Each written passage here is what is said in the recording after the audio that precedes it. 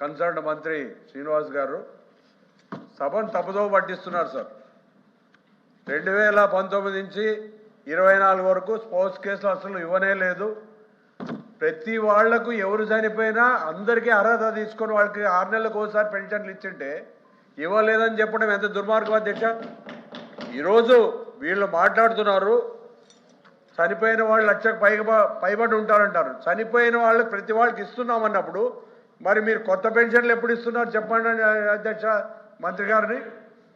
ఏ ఒక్కటి 66 లక్షల పైచిలకు పెన్షన్లు వస్తుంటే ఈరోజు 60 లక్షల వరకే ఇస్తున్నారు. మరి మిగిలిన 5-6 లక్షలు ఎక్కడిపోయినా అధ్యక్ష. ఇవన్నీ అవాస్తవాలు చెప్పి సభను తప్పుదో పట్టిస్తున్నారు అధ్యక్ష. జగన్మోహన్ రెడ్డి గారు ప్రతి 6 నెలలకు ఒకసారి అర్హులైన ప్రతి వాళ్ళకి ఇవ్వడం జరిగింది.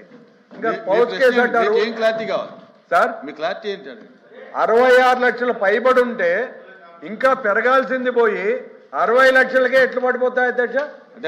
పేదలు అన్యాయం చేయడం కాదా? కొత్త పెన్షన్లు ఒక్కటి కూడా ఇవ్వలేదు. మంత్రి గారు మళ్ళా పైన గత ప్రభుత్వాన్ని బ్లేమ్ చేస్తున్నారు. ఒకటి కూడా ఇవ్వలేదు, స్పౌస్ కేసు ఇవ్వలేదని. అందరికీ ఇచ్చారు అధ్యక్ష.